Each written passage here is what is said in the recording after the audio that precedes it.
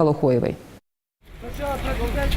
В эту ночь единственный источник света – факелы, что зажгли воодушевленные активисты. Они, стартовав от Аланских ворот, прошлись по центральной улице столицы, освещая не только свой путь, но и проблему, которой посвящена акция. Всего только на час на земле отказались от электричества ради всеобщего будущего.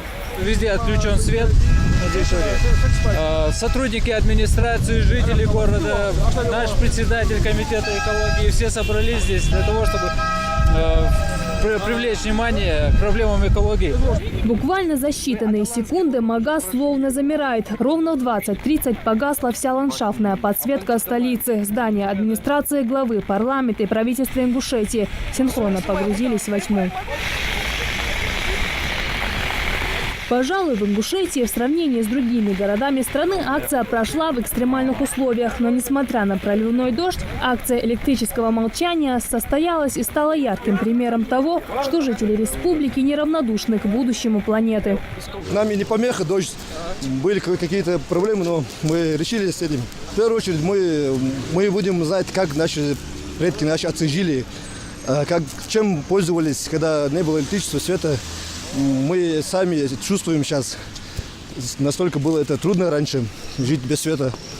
Акция «Час Земли» на сегодняшний день является эффективной экологической пропагандой на планете, ведь к ней присоединяется все больше участников. В этом году на час выключили электричество более 2 миллиардов человек. Экологический марафон стартовал в азиатских мегаполисах. Вслед за ними фасадную подсветку выключили и остальные города мира – Москва, Нью-Йорк, Греция, Берлин. Всего 7 тысяч городов в 180 странах.